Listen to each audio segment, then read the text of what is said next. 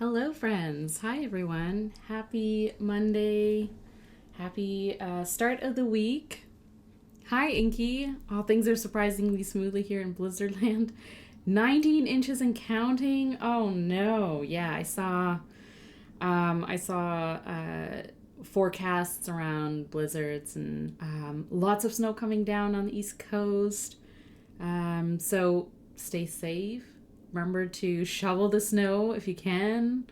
You don't want it to sit there and just become packed snow and then freeze over potentially. But take care of yourself first. Stay safe, stay warm, stay indoors if you can. Don't go out if you don't have to, unless it's just to make snow angels and enjoy the snow.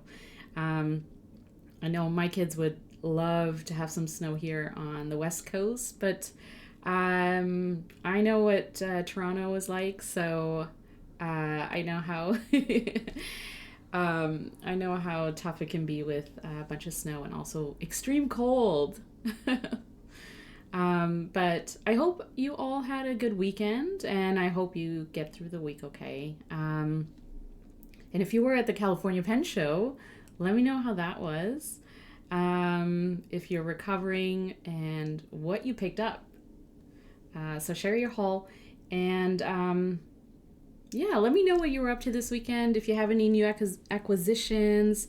We're in the last week of February, so that kind of makes me happy. We're moving into March, which is the start of spring, or at least it'll feel a little bit more like spring over here. And I'm really looking forward to that because I am done with winter. I'm done with cold. I'm done with, just the sort of blah feeling of, being down on the weather and not being able to do fun things and be outside. I love being outside and going for hikes and being out in nature. And so I kind of miss that part of, just having some nice weather. Yeah, but let me know how you're doing. I hope you're well, friends.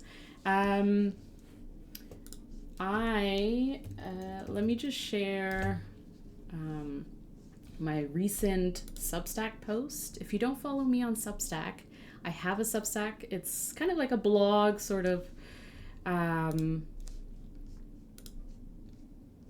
site or place. And my latest post is all about my planners and journals, how I'm using them. So my 2026 Techo Kaigi, my lineup, and how it's going so far. And, how I've been kind of using them in January and continuing into February. So I'm basically loving the notebooks that I'm using and the systems that I have. I probably will adjust a couple of things moving into March. And, but for me, I think, I kind of look at planners and journals as always evolving, always sort of transitioning through phases in our life. Whether it's, seasonal changes, your schedule may vary depending on months or seasons, time of year. And so your needs kind of have to adjust, or your needs sort of adjust based on that, and then your lineup can adjust accordingly as well. And so I don't feel so bad if I have to, jump out of a book or planner and jump into something else, as long as it works for me, right? So as long as it does the work of keeping me organized and functional and on top of things, right? Just gives me the feeling of being grounded and knowing what I'm getting done or what I need to get done as well. So my priorities and things. So if you're kind of in the same boat in terms of, having a lineup of planners and journals, it's good to kind of revisit what's working, how it's working. And if it's not, or if you kind of feel like you're not reaching for certain books, it's always kind of good to look at and reflect on what, if anything, you can change or adjust. And lean into the things that do work for you and try and make those your priorities, and the books that you use the most. So, hi Needle Girl, how's it going? You were at California Pen Show, right? How was your weekend? So Mondays I like to stream journaling, planning, stationery related content. So because it's the start of the week, I kind of like to feel organized right from the get-go. And so Sunday and Monday, I kind of reserve some time to go through my planners, reflect on the previous week, and also look forward to the current week, and sort of set up my schedule, time block, where I need to, so I can look at my planners and know what I'm going to get done that week. And sort of get a bird's eye perspective of, how this week is going to go, if it's going to be really busy or if I can get some things done, and things like that. So, hi, NY LA, the gamer girl. How's it going? My first show will be Atlanta, I think. Okay, cool. Hi, Indy. How's it going? I was not at the California Pen Show either. So I'm trying to find people who were so they could tell us how it went. I wonder if people are just kind of recovering, because I think yesterday was the last day. So I'm sure there's a lot of recovery happening and trying to get back into routines and things like that. So hi, Moonsprite. How's it going? Good afternoon, good morning, happy time zone. Hello all. Hi, Spicy. How's it going? How was your weekend? But yeah, thanks for joining on a Monday. If you have me on in the background while you're trying to get some work done, or if you're kind of lurking and doing other things, that's totally cool. If you want to grab your journal or planner, feel free to plan along with me. I'm just going to go through my planner here. I'm going to do some memory keeping or back planning. And then I'm going to do some floral drawing. So it's going to be super chill. I don't like Monday to be too intense, especially on my stream. So we're going to just kind of have a relaxing, casual stream together. The planner that I'm using, if you haven't joined these streams before, is the Hemlock and Oak Weekly and Daily. It's an undated planner. And so I like it. Because, if there are weeks that I'm not going to be in this, then I don't necessarily have to back plan or, fill the pages up afterwards if I don't want to. And I'm kind of thinking of this planner or book as more of a memory keeper than as a planner that I need to refer to on a daily basis. Mostly because it's a little bit too big for me to be able to carry around. I do need a portable sort of planner. So my planning systems tend to sort of focus on flexibility and portability. But my journals and my memory keepers are, more about space, being able to document and capture memories and having the space to be able to do that. So that's why I'm kind of using this for memory keeping. And the way I'm using the weekly spread is I'm looking back at the previous week and I'm back planning. So what that essentially means is I'm using time blocking in the schedule. Papa Gal, thanks so much for joining the club. Hey, how's it going, friend? Appreciate you. I have a Me Plus Mini in purple on the way. Oh, that's awesome. I think I'm going to use it as a wallet and notebook for lists. Yeah, still deciding. And the good thing about ring systems is that you can always change what you're using it for, right? That's the flexibility of it. And you can test out different types of papers and layouts and stuff like that. So I do really love my ring systems for that reason, just because, you can jump in and out of them as you need to and take out pages and not feel bad or, have to rip out things as you would in like a hardbound book. So I'm just going to do a little bit of back planning in my planners. So what I essentially do is I just date it, obviously, and then I look back at the previous week and I look at my schedule, and then I fill out basically like what I was able to do or places I went to, my kids' schedules, things like that. And then some details around it. So I do use a fountain pen for that. Any excuse to use a fountain pen, right? Especially if the paper will allow for it. The paper in this planner, the specific one, is called Archivist paper. It is a specially formulated paper for Hemlock and Oak that they released this year. So I don't know if they will continue it into next year. I guess it sort of depends on, how easy it is for them to source it and all those things.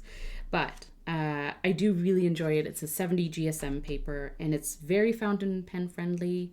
I haven't had issues with bleed through or anything like that. It's very consistent as far as I have experienced. So I'm kind of playing around with using stamps and fountain pen ink and, markers and stuff like that, brush pens. And so far it's worked out really well. So that's kind of what I do in this weekly spread.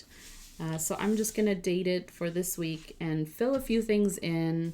And then I also do some decorating with washi tape and other fun things, stickers and stuff like that. So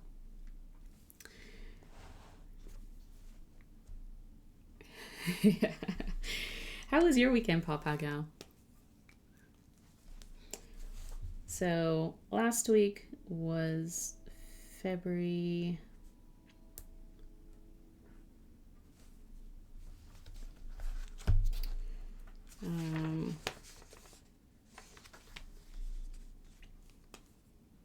So for hand lettering in this planner, I like to use a Tombow Fudenosuke brush pen.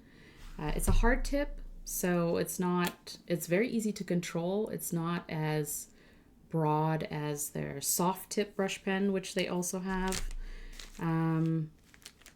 Both brush pens are really good for hand lettering if that's something you like to practice. Just trying to, there you go. So you can either get the hard tip or the soft tip.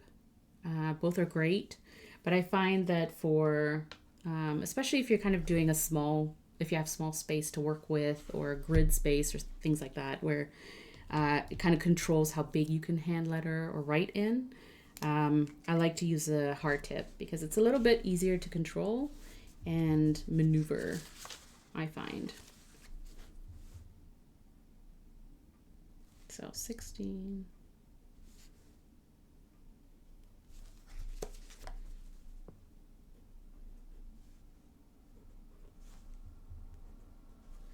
And to write the dates, I'm using a mono drawing pen from Tombow. It's a fine liner 03. So it's a pretty it's a good tip. It's not too thin, not too broad. It's kind of a good medium. And then I do time blocking in my schedule.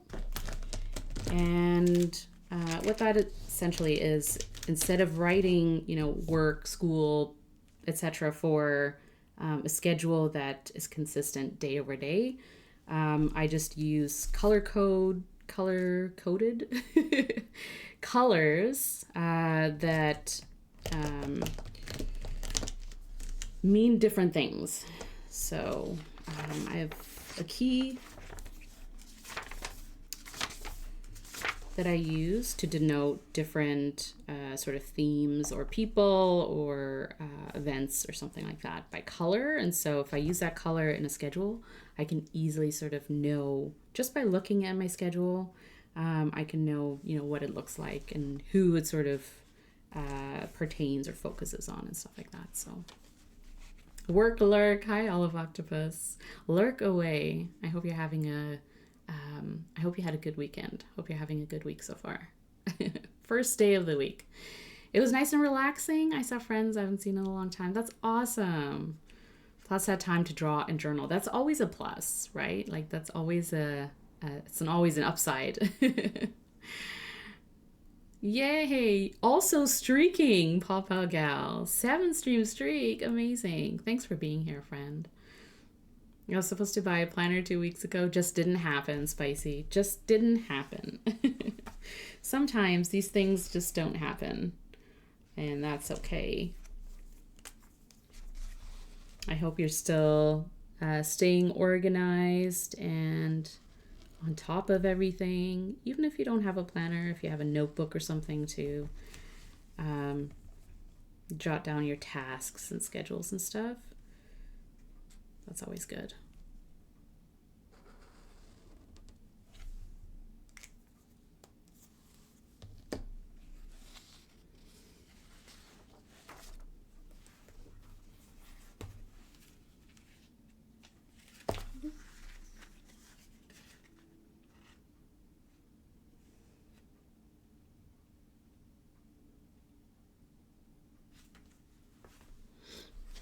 Okay.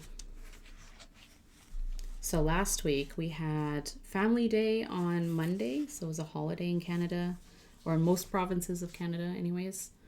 And so there was no school. So we ended up going out for brunch, which was really nice. But a short week also means less time for me to stream. So I wasn't able to stream last Monday, which kind of missed all of you. But I did stream on Wednesday, so that was nice.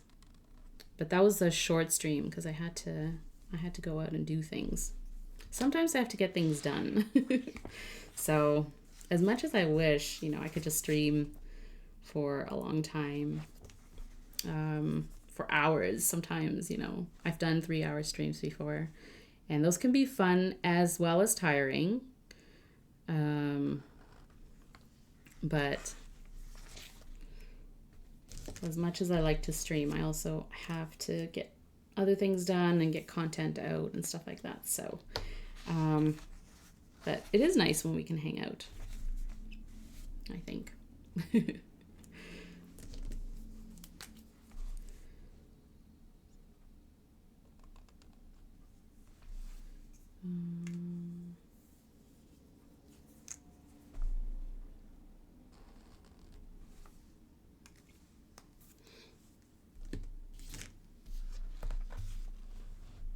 All right, so in terms of time blocking in a planner, basically what that looks like visually is just, my gray color, which is not, it doesn't stand out. It's not super vibrant, and I like it that way because it just denotes that my kids are in school. And so anything that I can sort of schedule and get done in that time, I sort of add that color in as well. And so I know that the kids are at school, but also other things are happening. And so a lot of times I try and schedule things outside of that or while they're in school. So that way they're not around. But it's kind of easier for me to see visually, how my schedule looks like and appointments and stuff. So when I'm doing back planning, it's helpful because for me, it's easy to see, when there's a holiday or when there are sort of appointments and schedules or events that are happening throughout the day. So for me, visually, it just looks nice instead of writing the same word or things like that. It's easier for me to see colors and sort of know what that means. So if that makes sense. I agree. I love these hangouts. Yay. Awesome. Spend money. Why spend money when I can buy tons of books for the same? You know what? That makes sense. If you just buy books. You bought more books, right? Oh, you were refunded. And you got your delivery. Wow. Okay. That's awesome. So the fountain pen that I'm using in this planner is a Leonardo Momento Zero. And it's actually a collaboration with a retailer called Stilo Estile. And it's a special limited edition or release that they had a couple years ago. And it's very, very nice. It's a very pretty pen and it writes really smoothly. And the nib that I have in here, I got a stock broad and I got a ground by Gena, a Custom Nib Studio, into a reverse architect. So on the correct side of writing, it writes kind of like a fine nib. So it puts down like a fine line.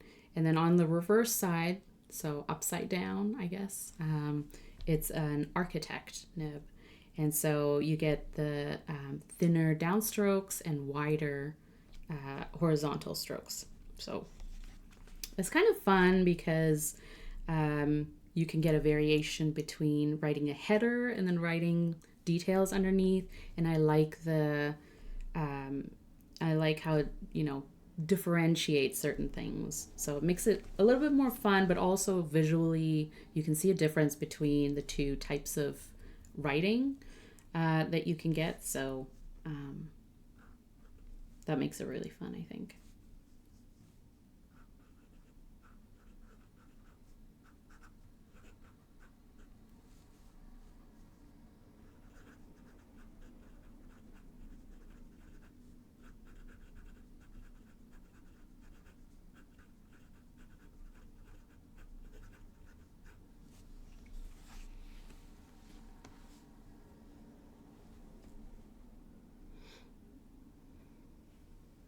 Of course you got to keep it. Yeah, it was their mistake. It wasn't your mistake. Well, I'm glad it worked out for you, Spicy. Last week was also Lunar New Year, so Happy New Year to all who celebrate. And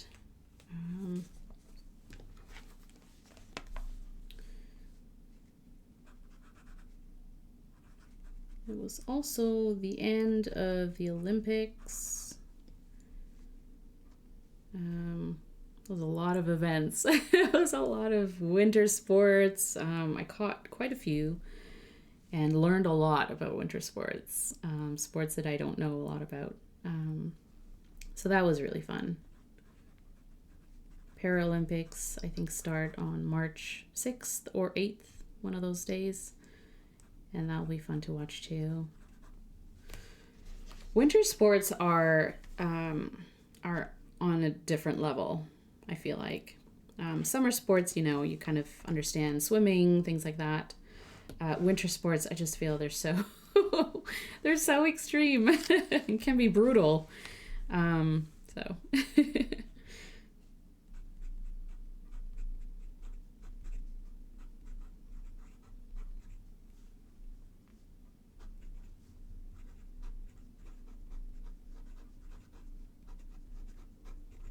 my girls did have a class trip to the skating rink last Friday, so I drove them there. They've been skating just a couple of times, like a few times, and so they're still learning and still practicing. They haven't taken lessons or anything like that, but I found it really cute, just watching these second graders, third graders, trying to sort of find their legs on ice.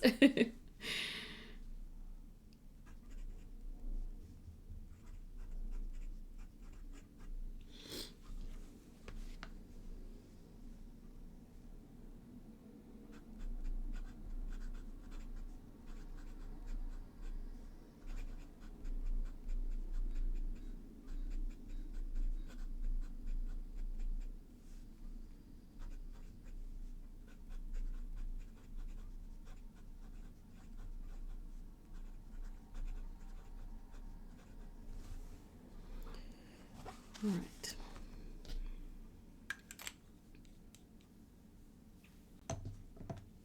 So you can see the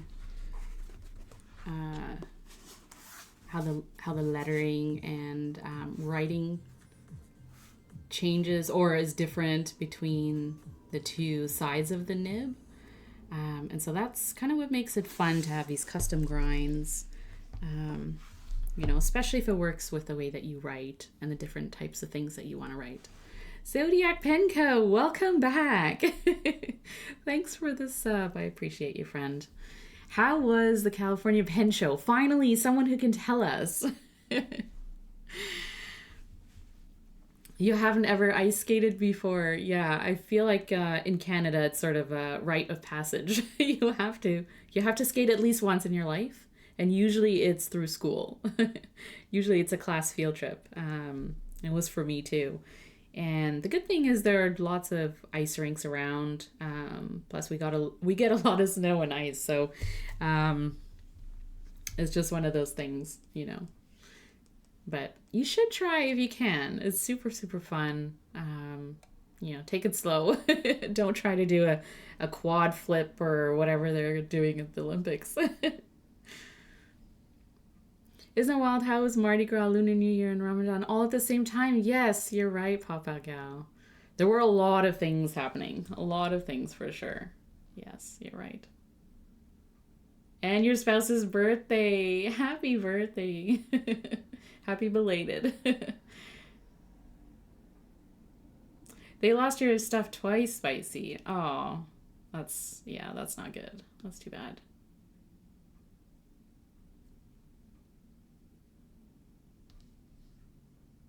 You've been subbed. That was your 11-month anniversary.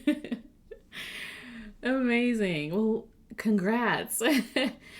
That's a good reminder because I've been streaming for a year now. So I think it was last week or the week before was my it was my 1 year anniversary, my 1 year Twitch anniversary. So that made me feel good. I've been streaming for a year. I guess we'll have to celebrate at some point. I don't know. I feel like Twitch sort of sneaks up on you in terms of like, oh yeah, you've been streaming for a year, no big deal. But it kind of is.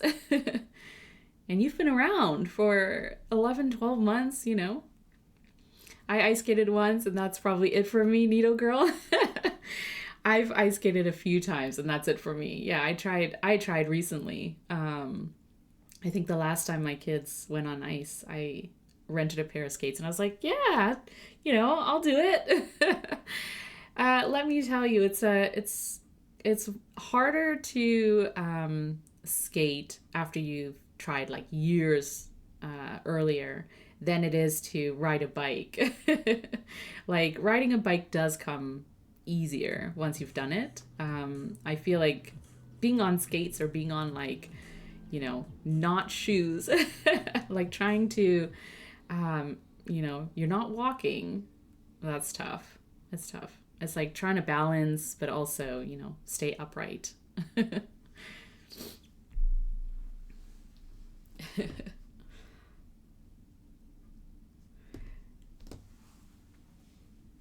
There was a nice little ice rink where I grew up, not far from my house, so I went a lot growing up. That's awesome.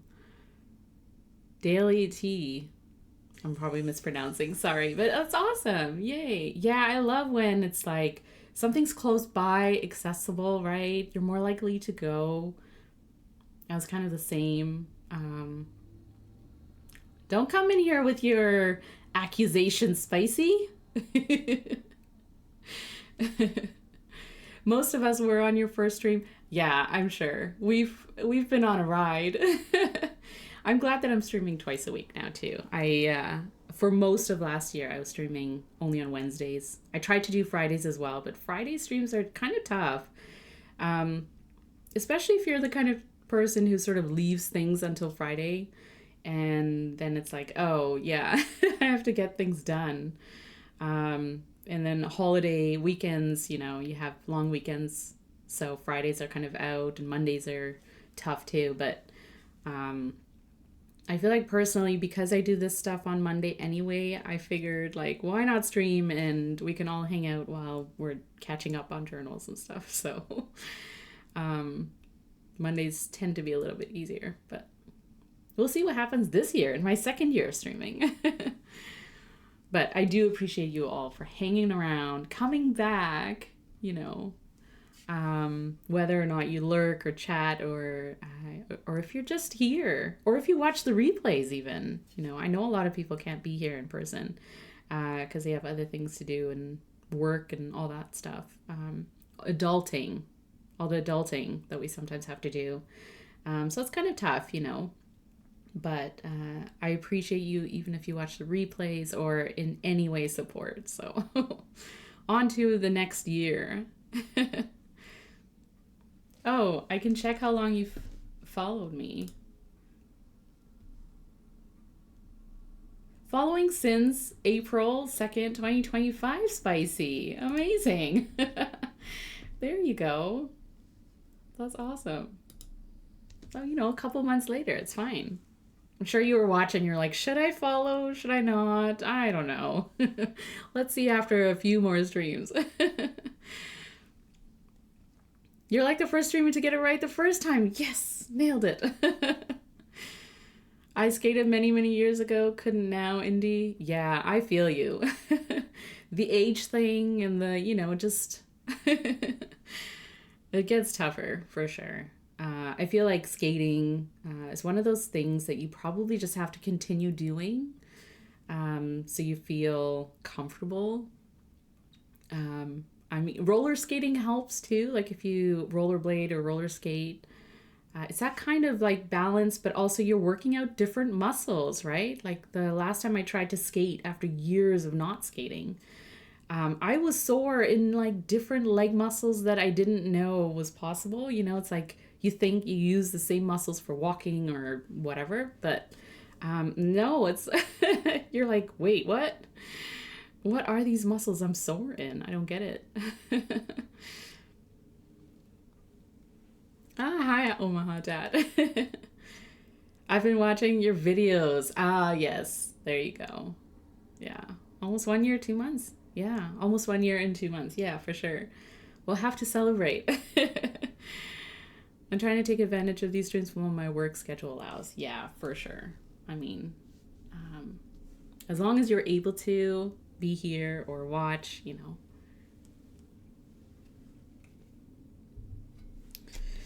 All right, so this is kind of my back planned schedule. The other thing I like to do is use some stamps that I have. So rubber stamps, acrylic stamps, just for fun, because otherwise I probably wouldn't use them, right? So why not? Then we'll add some washi tape and stickers to accessorize and decorate. So we'll kind of have fun with that. So the stamp pad I use in planners and journals is the Versamagic chalk ink. This is a dewdrop stamp pad, which is really portable, and you can also stack them, and you can get them in like so many different colors. So they're kind of my go-to, and I don't have issues with bleed through or ghosting or anything like that. If ghosting, it's probably because I put a lot of ink onto my stamp, but for the most part it tends to be fine. But they're also like nice and vibrant, and they stand out. So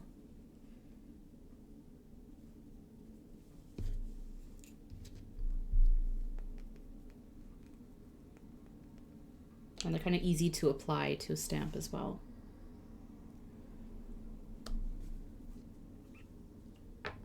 So there's that. I have this cute little cat stamp.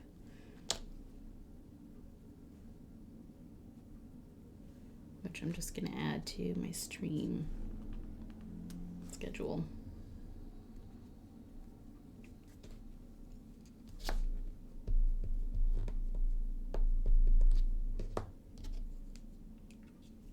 A lot of times I like accumulate things like stamps or stickers or washi tape because they're cute, they're nice, they're fun. But then I think, like, where am I actually going to use this, like, in real life, right? Or are they just going to sit there and not do anything? So it's a good practice to have them sitting on your desk or have them sort of in arm's reach where, you know, it'll remind you, take them out, use them in your journals or your planners or, you know, whatever you kind of like to decorate and have fun with. Have space to do that. And, you know, take the time. Take the time to decorate and add some color and make it fun.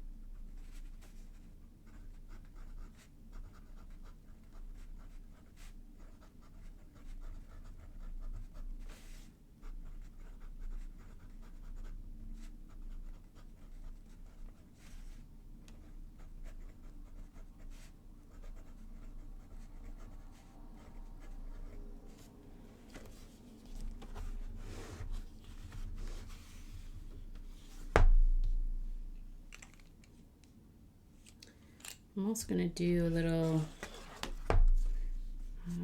just a couple of doodly things.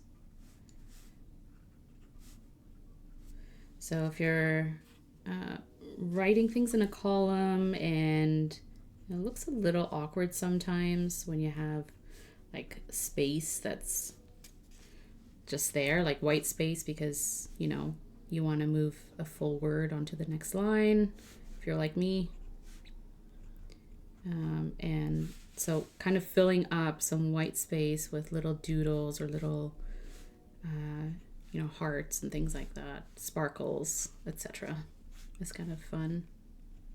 Kind of fills that space too, so it doesn't look weird.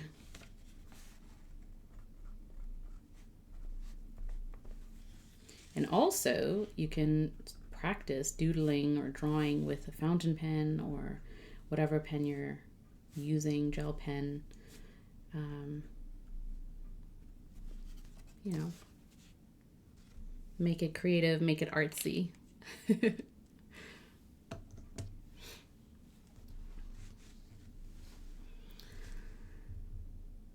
You got in this morning, Bart. That's awesome. I hope you had a great time. It looked like you did, and looked like it was a good show overall. Okay, you have an important question, Spicy. Paperback or hardback? Yeah. Paperback if it's a thick book. I don't like carrying around hardback, you know, textbooks, unless it's a planner or journal. But if it's reading, I like paperbacks. I just feel like they're easier to, you know, carry around and hold while I'm reading and stuff like that. And they're not as heavy. So it depends is my answer. One of the ladies at our journal club loves those stamp pads. Yeah, they're great. I also like the Shashihara stamp pads because they're very vibrant. But I do find, let me show you, if you don't know what they look like.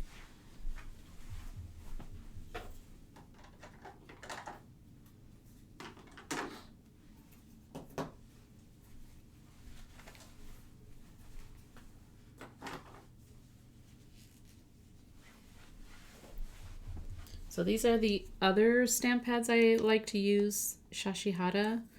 But they're oil-based, I believe. So they're much more vibrant and they'll show details of stamps if, you know, your stamp has a lot of sort of little details and nooks and crannies and things. But the only thing with these types of stamp pads is they can ghost or bleed through depending on what paper you're using. So I would always test these. But they also come in small little pads as well. They're not as easily accessible as Versamagic. I find like you're more likely to find these in any sort of craft or stationery supply store. So that's kind of always my first recommendation because they're just easier to find and I have less issues with them, but they may not look as, you know, vibrant or bright sometimes, depending on the color, I guess, too. Are there any good stationery stores in DC? Anyone here from DC? But I'm sure there are. There's lots of, I think there's lots of different places that you can go to as well, depending on what kind of stationery you're looking for. So if it's like Japanese or, you know, Asian-based brands and designers versus like, you know, your sort of more common Western brands. Did you sell the panda pens? No, you didn't. Did you market it as the panda pens? Maybe next time have like a, I don't know, a panda sticker or something near it. It did look like a busy show. I agree. Yeah. It looked like a lot more vendors too from the vendor list from what I could see. Wait till you see these 1K pages books. Yeah, they're so thick. Oh yeah, if you're reading a hardback, and you have the surface to put it on. I agree. I think for me, hardback, I prefer if it's like nonfiction or biography, or something that I want to spend time with and take notes, probably.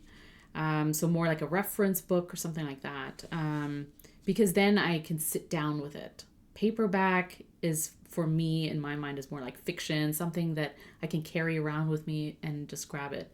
That being said, Spicy, I have to say, my ratio of audiobooks versus physical books, it tends to lean towards audiobooks way more.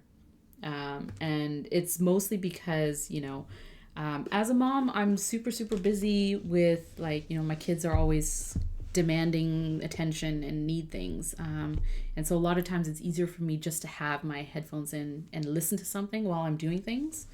And so, instead of sitting and being able to physically read a book, which is a lot more harder in my schedule, but I do enjoy doing it. So I try to make time when I can. And I still like the feel of having a book. And look, we're notebook people, right? So the feel of cracking open a book and, the smell and the feel and the touch, texture of having a physical book, there's nothing like it. But in reality, sometimes, it's easier for me to have audiobooks. Oh, shows. Yeah. Sorry. I may have read it wrong. Good. The DC, the pen show in DC, that is a huge one. I think that's like a mega show if you haven't been to that one. I haven't, but I have heard. It's one of the bigger ones of the pen shows in the US. So that is definitely worth checking out, but know that it's huge. So don't get overwhelmed. But if you're looking for just a variety of vendors, different types of stationery and fountain pens and accessories and stuff like that, that's probably where I would go. But you want to buy an e-reader, but they're not cheap. Yeah. Oh, you can't do audiobooks. Yeah. Oh, you're reading some Brandon Sanderson. That's cool. Spicy, you're reading Stormlight Archive. They're way too big. Okay. Yeah.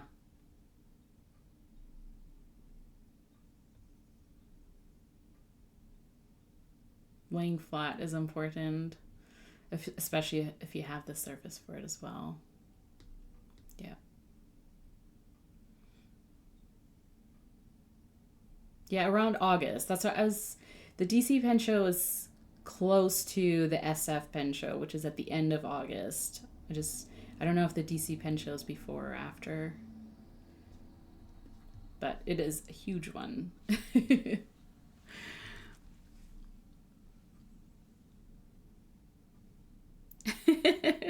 Spicy, big hardcover. Yeah, pen shows usually have a lot of stationery vendors too. Yes, there is the stationery show in New York, Stationery Fest, and then there will also be the Empire State show, which is more pens related or fountain pens. The Baltimore Pen Show is next weekend, and you'll be there, right, Zodiac? The DC Pen Show is August 6th to 9th. Thanks, All of Octopus. So that's the beginning of August. Yeah. Yeah, Papa Gal. There we go.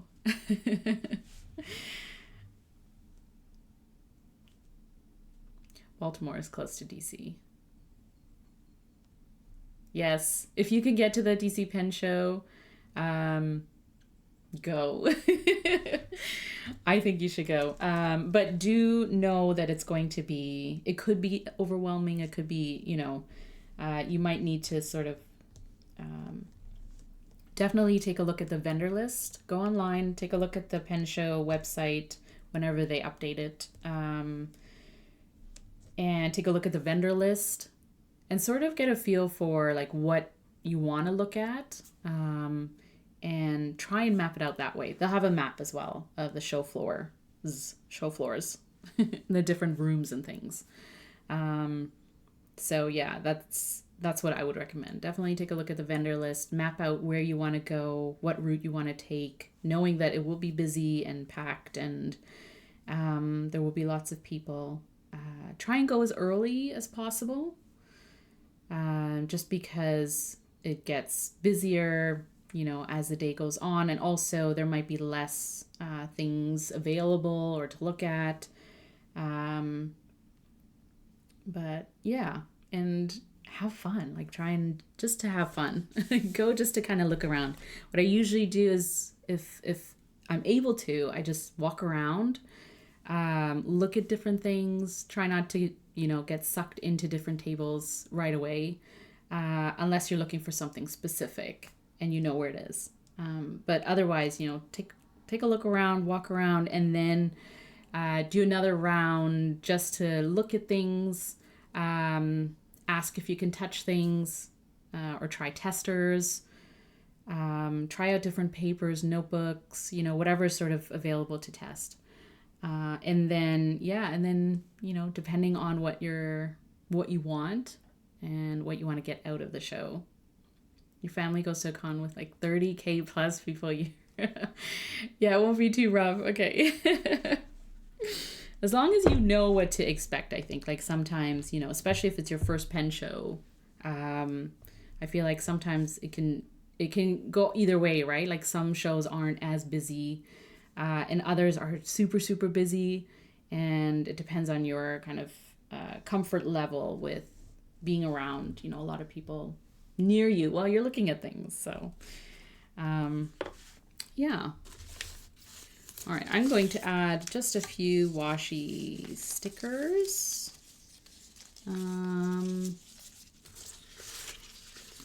So I have this container where if I get a roll of washi, then I usually just like cut, you know, one sort of strand, or, you know, one sort of thing of it. And then I add it to this container just so I don't have washi rolls everywhere.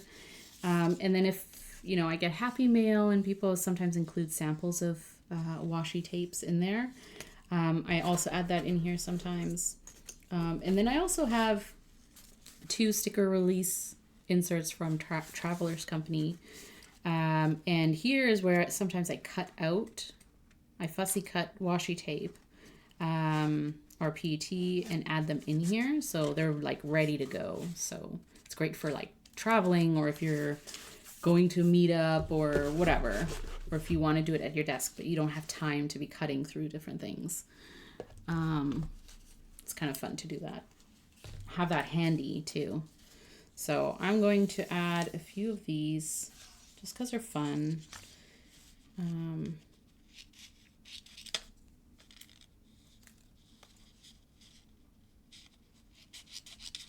2 of them, and to fill up the space a little bit. So you can do it with stamps, you can do it with stickers, you can do it with washi tapes too, just to fill up some white space, especially if you're kind of a minimalist when it comes to planning and journaling. If you don't do a lot of writing,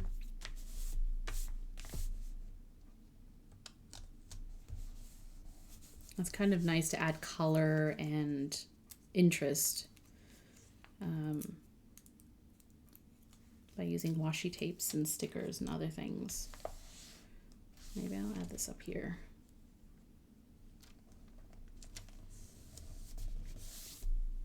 All right. Feels a little bit more balanced. That's okay. Okay, so that is the weekly spread for last week. So essentially back planning, or just kind of picking out different things in my schedule that I want to highlight and showcase, I guess. And then in the daily pages, how I'm using this is because it's undated. I don't feel the pressure to use each page on a daily basis. It's obviously there if you are that kind of person who likes to, plan and write and journal every single day.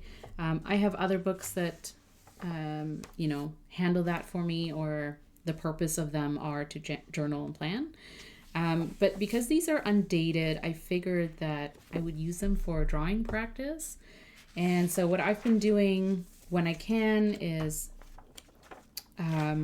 drawing flowers based on a reference book. And the book I'm using is called Flower Color Guide by Taylor and Michael Putnam. And it's basically like a coffee book table type of reference book. And just has photos of different flowers and botanicals. And I figured they're really pretty and inspiring. And so this year I've committed to trying to draw flowers from reference just as a practice. And then, so to do that, I use Tombow dual brush pens, and I'll show you how I do that. And then I also add a little bit of journaling. And for the journaling piece, I do it based on prompts. And the prompts I'm using are from this book called The Pivot Year. And it's basically 365 days of different passages or paragraphs. And it's kind of, I like it because it's reflective, sort of, looking at just overall how your life is going, or you can sort of interpret it in different ways. So if you want to focus on your creative journey, which I kind of am, then it's a good way of using these prompts to take a step back and look at, what are you doing on a daily basis or weekly basis or on a regular basis to move your creative journey forward. Are you practicing things? Are you learning things? And it kind of is a nice way of looking at your perspective on how things are going, and how you can sort of adjust your expectations, or how you sort of move forward, right? So it's kind of interesting to do it that way. You obviously can journal in any way that you want to, but if you're one of those people who sometimes get stuck in terms of what should I write about, or if your day feels uneventful, or you don't want to write about it, you don't want to reflect on things that happened, using prompts, or, looking at pieces of writing where it's kind of reflective or motivational or encouraging are a great way to take that into your life, and think about, like, how does it apply to you? Or, what's your view on it? Like, what's your opinion about stuff, right? And it's personal, and you can keep it to yourself, you can put it in your book and close it and it's good to go. It doesn't have to be anything that you share. But I feel like it's kind of a good way to not only just practice writing, reflective writing and personal writing, but it's also, a fun way of adding, or, having a space to use your fountain pen or whatever pen you kind of like using for writing and journaling, and having a space for that. So doing that on a regular basis, if you can. For me, I haven't been able to do this on a daily basis. It's just too hard in terms of trying to make time for it. Because when I do make time for it, I want to be present and really be there, and focused on it. And that's not always possible. So I like that I can do it on stream. And it feels like, especially on a Monday, if I can do it on a Monday, it feels like I've accomplished something creative and art related, and it feels good. So what I do is sometimes I randomly sort of flip through this book and just stop where I feel like I'm drawn to kind of stop, based on color or based on the shape of the flower or something like that. So I did that yesterday. I just kind of pre-picked something that we can draw today, mostly because it's the color way is a little bit different in contrast to what I already have on this side of the page. So I think it'll be interesting, it'll be fun. So we'll do that. Let me just put some things away. I don't have space for everything.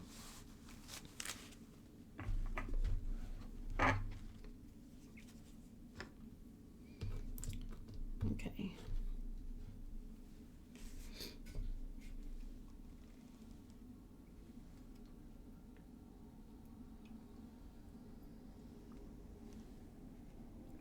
I love the pictures. Awesome. Okay, so for drawing the flowers, what I start with are, wait, I had my markers here. 1 second.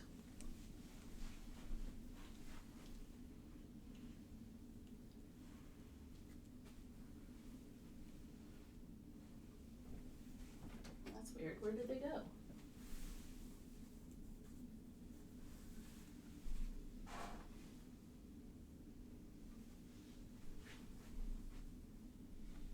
Oh, I know. They're down here. Okay. Okay. It's like, where did my markers go? They were literally here. Okay, so these are all of the Tombow dual brush pen markers. Really handy to have it in a case like this. So what I do is I basically just pick out the colors that I need to recreate this palette. So, I'm sorry. It's hard to do all this on stream just because of space issues, but we'll do it. We'll get there. It's so much easier when I have my desk just to kind of go through these things, but it's okay. So basically I just look at this and there's also this nifty reference color chart. And while they have 108 colors, it's not like they have every single shade. And so what I like to do is I pick out 3 or 4 colors that are close enough to this colorway that I can either use these colors true to the marker, or I can blend and mix a little bit to get the shade that I want. Not that it needs to look exactly like this. So for myself, even though I want to draw the flowers as they appear here, I also know I don't have the time to spend on drawing, you know, the perfect flowers and the perfect representation. And so I give myself some space to represent what I want to from here. So basically capturing what I see, but also in my style and in the way that I want to, without feeling the pressure of having it to look exactly like this. But I do like to play around with color. And so if I can sort of, you know, use different colors in different ways, it makes them more interesting for me. So I'm going to go with this. Then I'm going to pick a green, something a little bright, but also fun.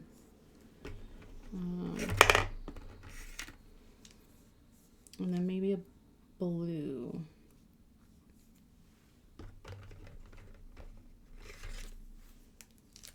Some of these shades are pretty close, which is totally fine. I don't like this green though. Let's see. Maybe this. So I'll go with these 4 colors.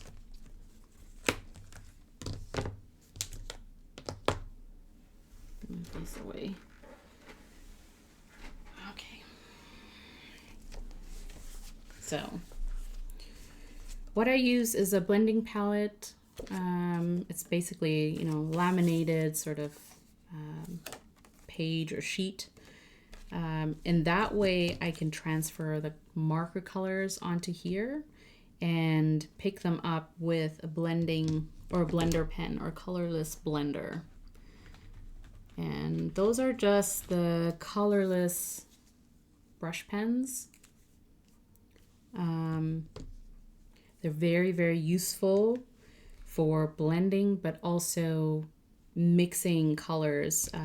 So if you don't have the perfect shade from, you know, one of the brush pens, like if you can't find that perfect shade that you want, you can use a colorless blender to sort of mix two shades together and get the right shade or the one that you're looking for. So I'm just going to double check that these are the colors I want.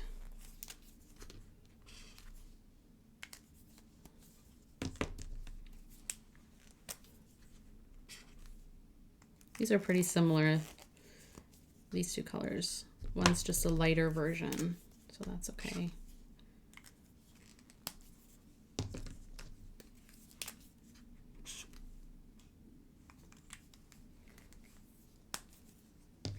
I like this palette though. That looks really nice. Okay, so let's go with that. And what I basically do is just transfer the color onto the blending palette.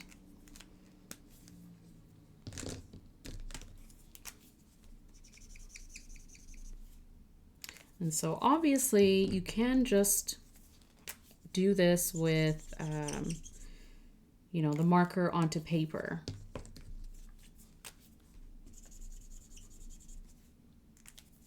So if you want to draw these flowers or something similar and you want to add color, obviously you can just use the marker to draw that on the paper. But what I like to do is I like to push myself a little bit and do it a different way, just to practice and make it a little bit more creative and fun, challenge myself as well. So by using a colorless blender, what I can do is I can sort of blend colors and make it also look more like a watercolor effect. So it'll look softer, it'll look more water-based than if you used marker directly on the paper, which obviously it will look vibrant and colorful and bright. But this way you're muting it a little bit. And I do personally love the watercolor effect and the softness of it. So what I first do is I color in the outlines. And so I won't do all of the flowers. I'll probably do, you know, 3 or 4, or maybe like some of the main ones. And that's where, you know, it doesn't have to look exactly the way that it looks here. I'm just kind of using them as a reference. And I'm using the colors to show me where the flowers are going to be and what the outline of that flower is. So it's essentially coloring in a flower before I draw the flower, if that makes sense.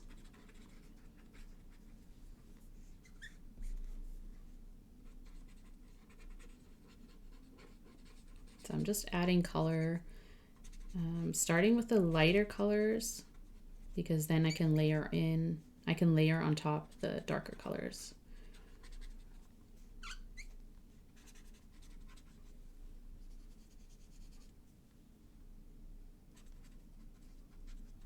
So I'm adding the darker color on top. This way you can mix colors a little bit, but also it gives that like 3-dimensional or, you know, contrasting look,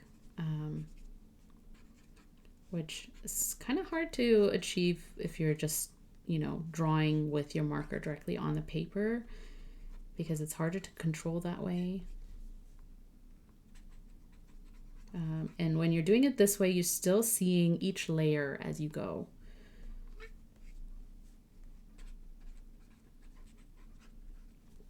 And like I said, it kind of looks like watercolor, or, you know, you're painting it on top versus coloring.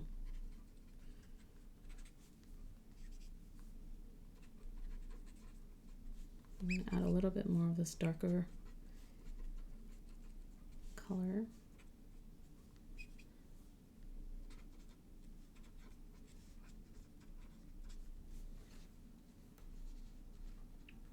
So I might do this one down here.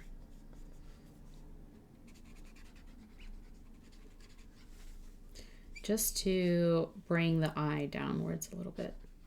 So there's something to look at here. It doesn't just kind of end and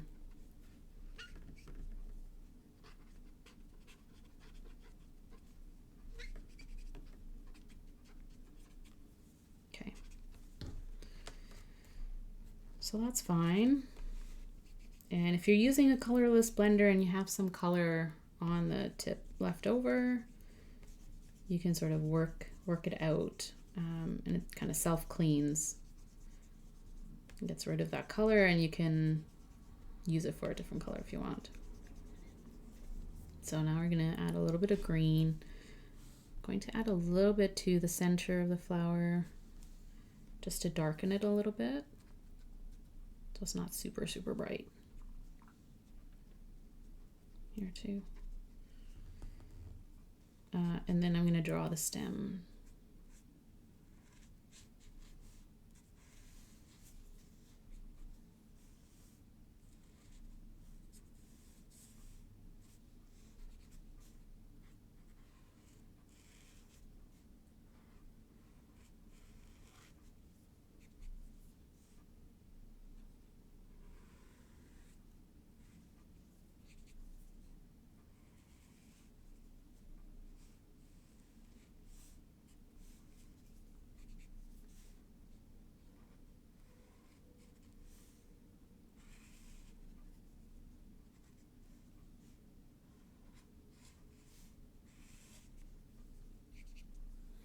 And then I'm going to add some leaves. So using this dark green, I'm just going to, and these leaves are going to be a little bit different from what I see here, just because I'm going to add, cover some of that white space and add some color in there.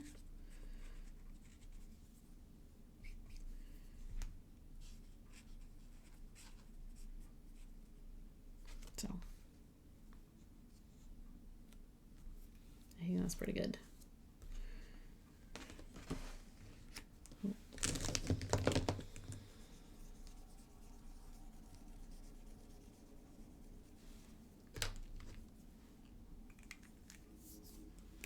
That technique is insane and so cool. I'm glad you like it.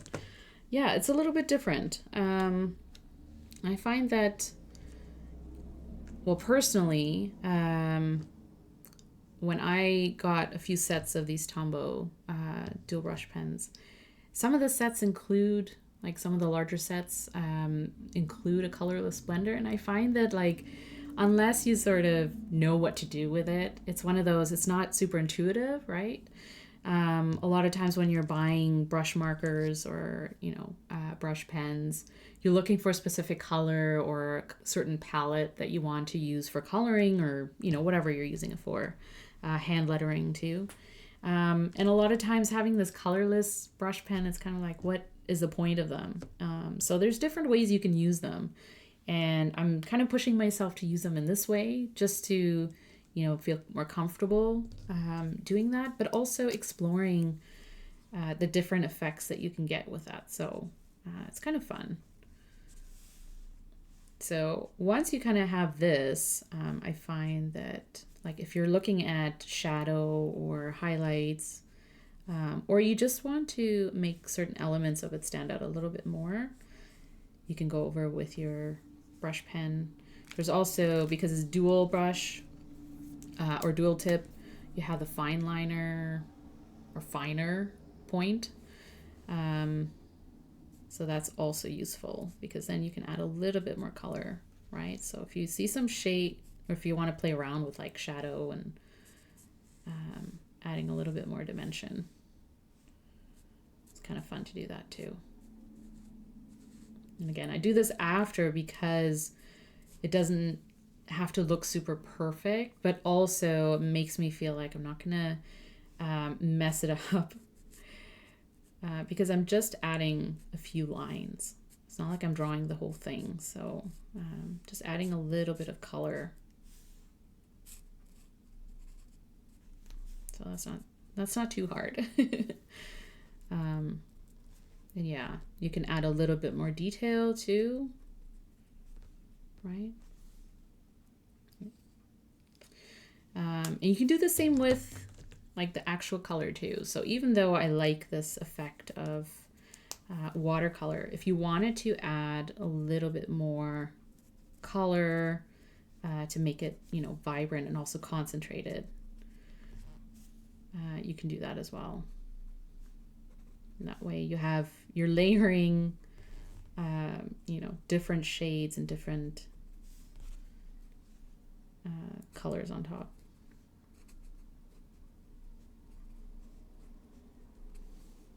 So you don't have to. It takes a little bit more time, but it's another way to kind of make the drawing stand out a little bit more, I think. So that's what we have. And it looks really fun just as is. And if that's all the time I had, then I'd be happy with it and move on. But the other thing you can do is add a little bit of detail, which is kind of my style, is add a little bit of line drawing on top to just kind of break it out into the elements. So we're looking at flowers, we're looking at stems, we're looking at some leaves, and I like to add those kinds of details.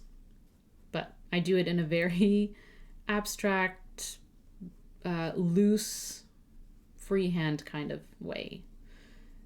So I'm following the outlines that I put down with the marker colors, and I'm just looking at the shapes of the petals here, and I'm seeing that they're like very jagged. Well, you can't really see it on my screen.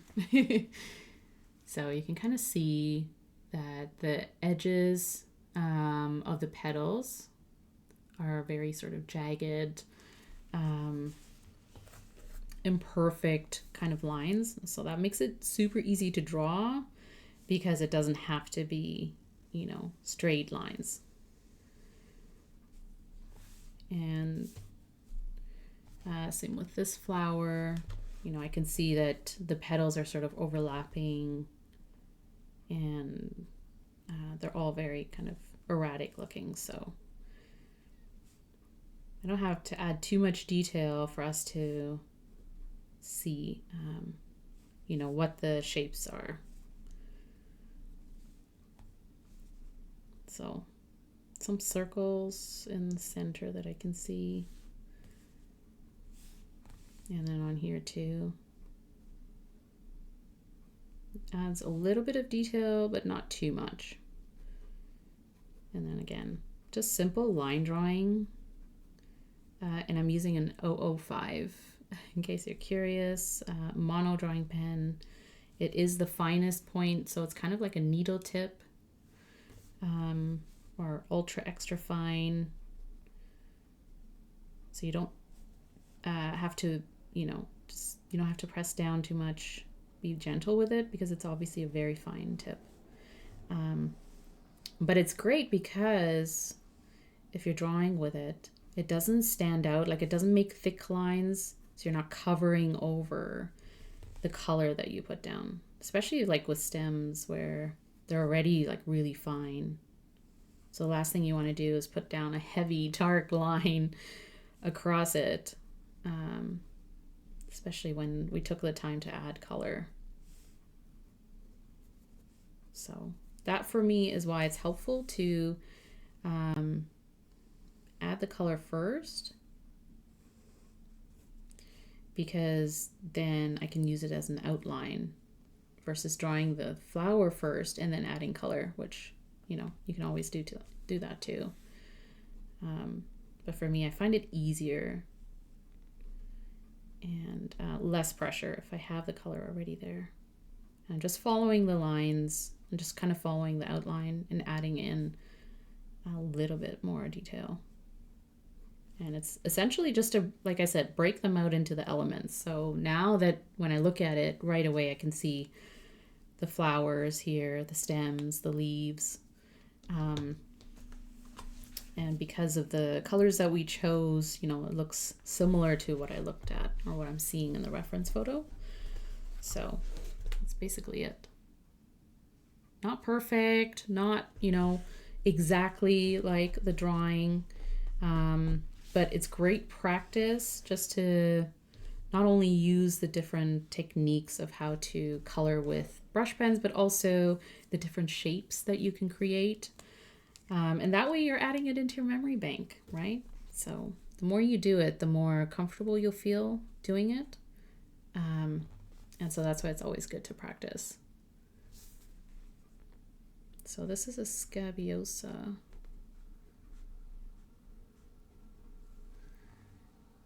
It's pale blue descriptor. And then I'm also going to swatch the colors on the side here because it looks great to have your palette there, but also it's a good reference for just knowing what colors you used.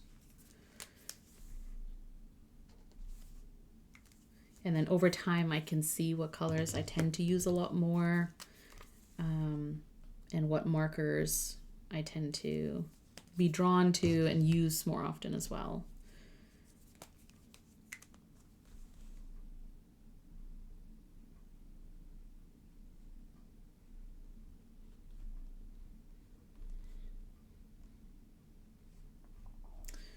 So there's our palette. 553. I also can't remember colors based on numbers. It just doesn't make sense to me. Unless I've used that marker constantly, all the time for something. And then I'll remember the number. But just like fountain pen inks, if you're numbering your inks, I probably will not remember. Unless I use it way too much. So that's our palette. Very nice, actually. It's very soft. I wanted it to be in contrast to my previous one. And I like that it's more spring related. It's more in line with spring colors. You love watching. I've been getting into drawing fantasy maps. Yeah, so the blending could be really useful for showing how terrain changes. Exactly. Yeah, that's a great way of doing that. It's a great way of blending different colors as well, right? And you're showing, you know, the more saturated version to a more, you know, desaturated or pale or muted version of that, which is really nice. I kind of like how it shows a contrast, like, you know, the edge of the petal versus, you know, the middle, or where the more surface area of the petal tends to be a little more desaturated or could look paler, versus, you know, where the petal ends. And so I kind of like showing that as well. In my mind, it makes sense. So, yeah, so that's the flower drawing portion. And like I said, it's a great way of practicing, like if you're into drawing whatever, right? Like if you're into drawing fantasy maps and things like that, it's good to practice the different lines that you'll need, just because you sort of build on the muscle memory of drawing certain elements. And so that's why I'm drawing based on a reference photo, because when I'm drawing from memory or just doing an abstract version of this, it makes it a little bit easier because I can pull from, you know, the lines that I actually saw and drew, and it will probably come to me a lot easier and faster and feel comfortable because I've seen it before, I've drawn it before. So yeah. So I'm going to date it before I move on. So we have February 23rd. Now I'm going to do the prompt.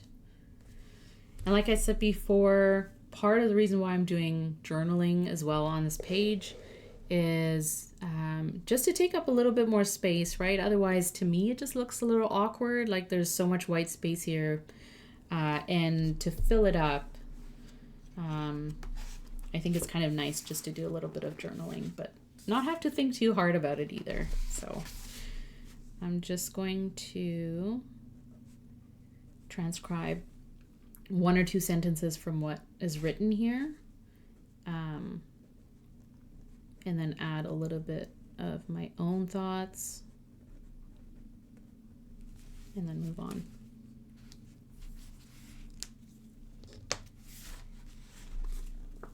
So for the journaling piece, again, I'm using a fountain pen. So it's the Leonardo Momento Zero. And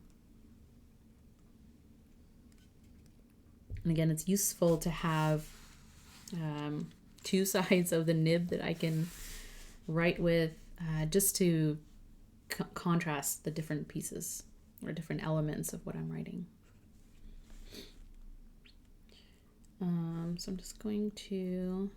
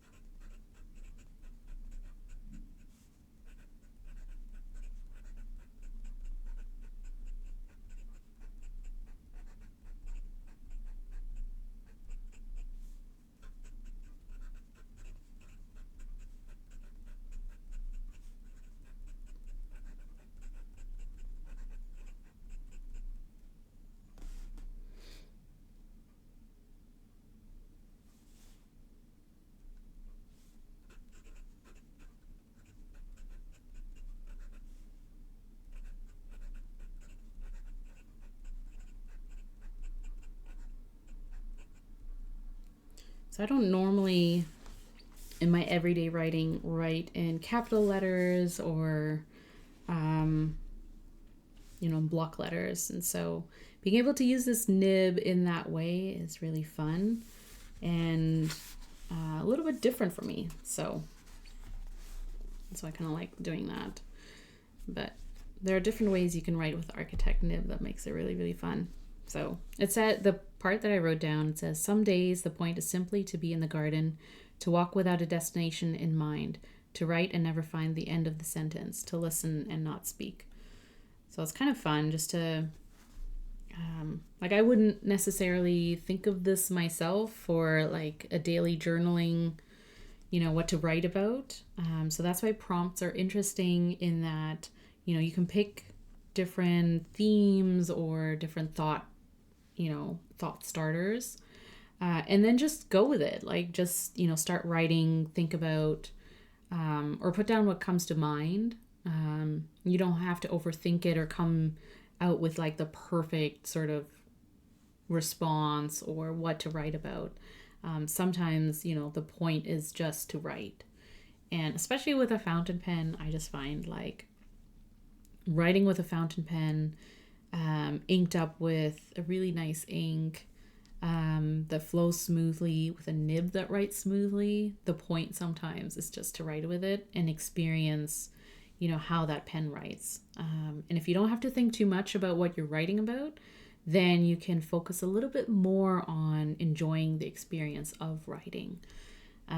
So yeah, that's why I find writing based on a prompt or where you don't have to think too much about the content of what you're writing is helpful, because, again, if you have the space for it, if you have a book or notebook that you just want to write in for the sake of writing, you don't necessarily care what you're writing about. This is kind of one of those things that you can do. So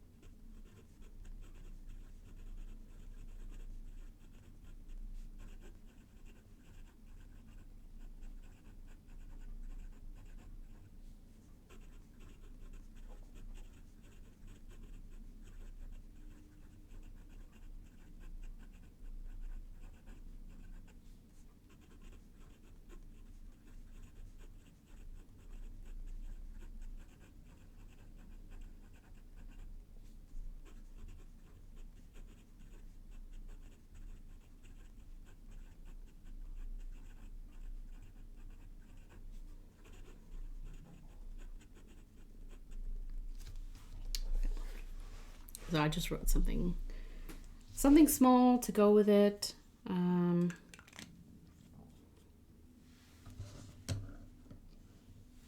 it fills up the space a little bit, so that's kind of nice too. And I like the contrast between having something drawn and having something written. So of course, you know, you don't have to journal. You can write more about what you drew or information about it or something else. But I kind of like just having something there.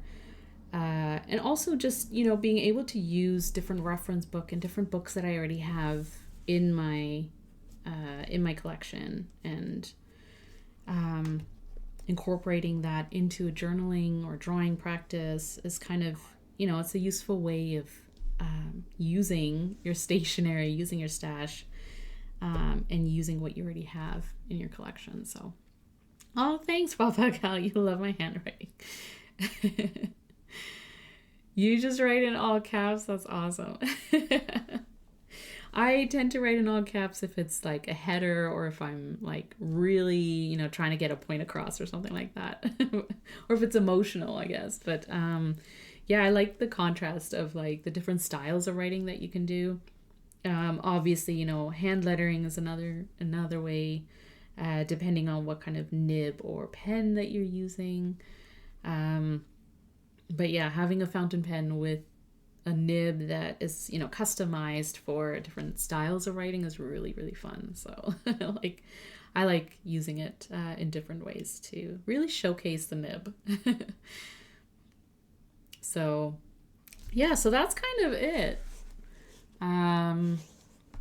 Did a weekly spread, back planning what happened last week. So next Monday, I should be able to stream next Monday. I'll come in and kind of back plan or fill up, you know, what happened this week in terms of my schedule. And then, yeah, try and do more drawing and writing, you know, and just use the space in a creative way, because I don't really need it for anything else. So if I can get some creative time with it. And like I said, I really like the paper, so I haven't had any issues.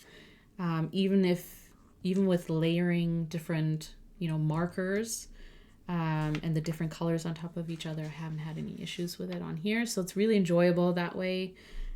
So yeah. Yeah, showcasing the nib, right?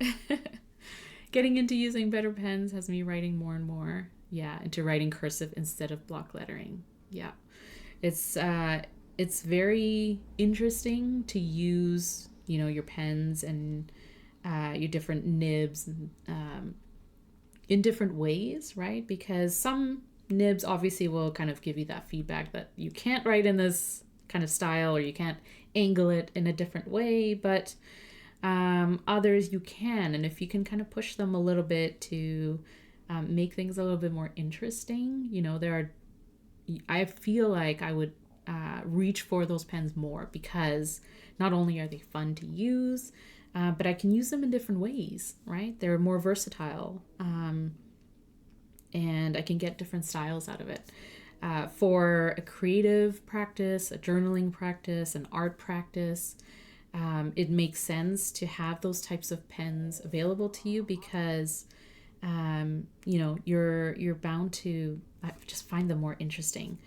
And it's fine to have, you know, pens that have specific purposes and give you, like, if you're note taking with them and that's all you use them for, that's totally cool.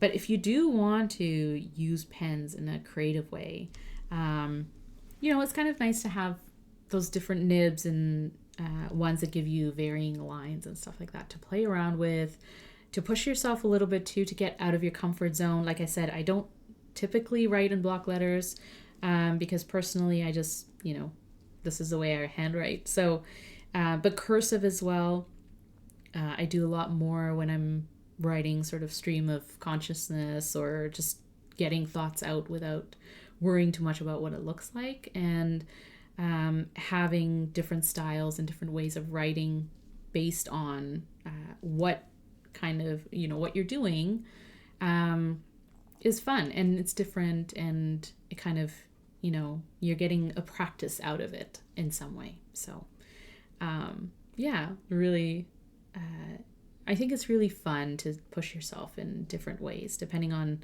the tools that you're using. And even if you have, stationary tools that you use in certain ways, see what other ways you can use them in. See what other, what else you can accomplish with the same tools, right? Anyways, so that's it for me. Thanks so much for hanging out, friends. And if you're watching the replay, thank you always. I will be back on Wednesday, same time, same place. We'll talk a little bit more about fountain pen related stuff. Maybe do some painting with fountain pen inks, because that's always fun as well, and I like to do that. But yeah, if you don't follow me on Instagram, I'm from Corolla on Instagram.